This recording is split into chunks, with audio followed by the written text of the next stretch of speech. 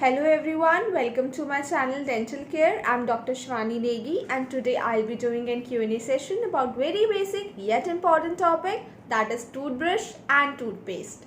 Toothbrush and toothpaste के बारे में कौन नहीं जानता, but there are some things that we generally miss out or don't know about. So let's start our Q&A session. First and the foremost question is, why to use toothbrush? Toothbrush क्यों use करना चाहिए? To maintain a good oral hygiene, because it is the key to prevention of many dental diseases. As you all know, prevention is always better than the cure.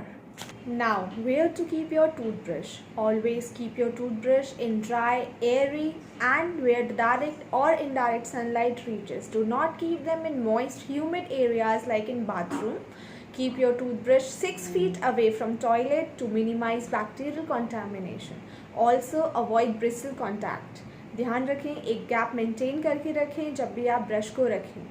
Now, which type of a toothbrush to be used generally? Toothbrush having soft or extra soft bristles you have to use, and always remember to brush gently, because if you will use the hard bristle toothbrush and do harsh brushing, it will cause trauma to your teeth as well as your gums. आपके teeth and gums को problem हो सकती है long run में चलते हुए, because आपके teeth की ऊपर की लेयर जो कि एनामल वो चिप ऑफ हो सकती है, घिस सकती है, जिससे कि आपको सेंसिटिविटी जैसी प्रॉब्लम्स हो सकती हैं. एंड अगर गम्स को ट्रॉमा पहुंचा तो ब्लीडिंग गम्स की प्रॉब्लम हो सकती है, रिसेशन हो सकता है आपके गम्स में, जिससे कि आपके गम्स नीचे आ सकते हैं अपनी पोजीशन से, वो जिससे कि टीथ आपके हिल सकते हैं. तो ध्यान रखिए, brush gently and use the soft और एक्स्ट्रा सॉफ्ट वाला brush.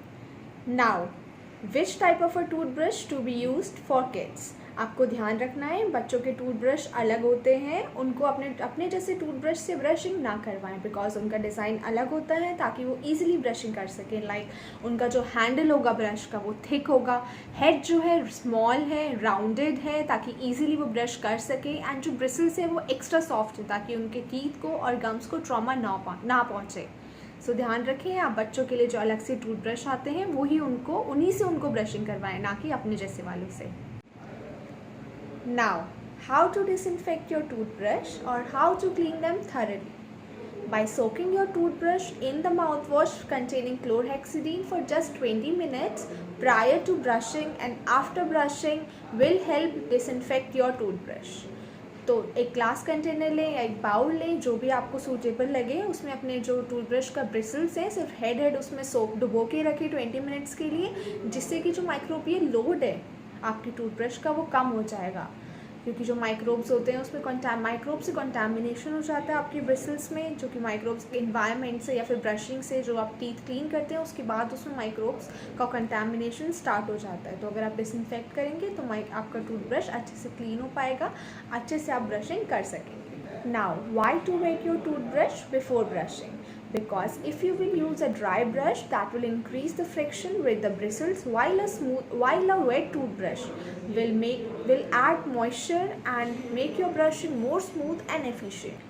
Now, is using cap over your toothbrush is right or not? According to me, it's absolutely wrong, because अगर आप कैप यूज़ करते हैं टूथब्रश के ऊपर तो उसमें माइक्रोबियल कंटामिनेशन इंक्रीज़ हो सकता है. आप उसे नेचुरली ड्राई होने दें ड्राई इन्वायरमेंट में, एंड अगर आपको कैप यूज़ भी करनी है उसको डस्ट एंड डर्ट से प्रिवेंट करने के लिए, तो जब आपका टूथब्रश नेचुरली ड्राई हो जाए उसके बाद आप उसमें कैप लगा सकते हैं. आप कहीं ट्रैवल कर रहे हैं तो कैप लगाना सही है, वरना आप ऐसे ही अपने टूथब्रश को नेचुरली ड्राई होने दें, उसके ऊपर कैप ना लगाएं.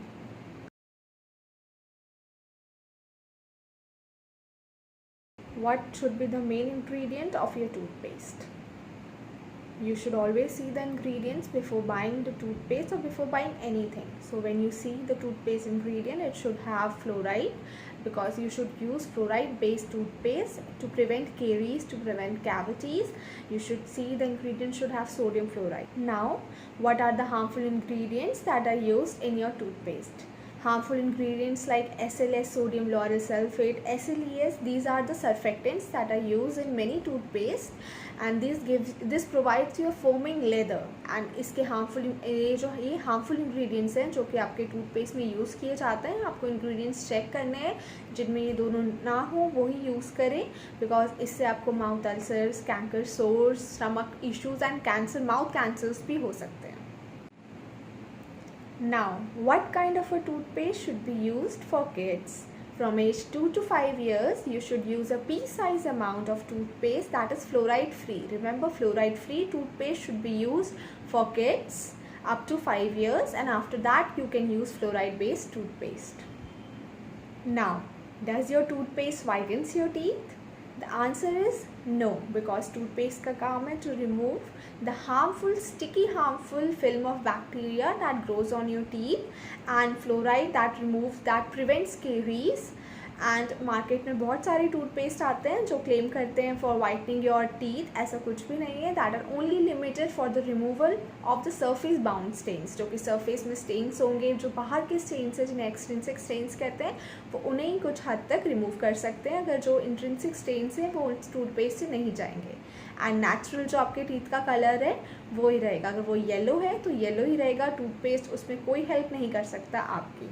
अगर आप कोई डेंटल प्रोसीजर कराना चाहते हैं तो उससे भले ही आपके टीथ वाइट हो सकते हैं, बट टूथपेस्ट में कोई ऐसी इंग्रेडिएंट नहीं है जिससे कि आपके इंट्रिंसिक स्टेन्स जो कि टीथ के अंदर का येलोनेस है वो आपके रिमूव कर सके. I hope you will find this video helpful. I have tried to cover the basic and important topics about toothbrush and toothpaste. If I have missed out something, then you can ask me in the comment section. I'll answer them or I'll include them in my next video. So thank you for watching my channel. Thank you for watching my video. I hope you will find this video helpful to you.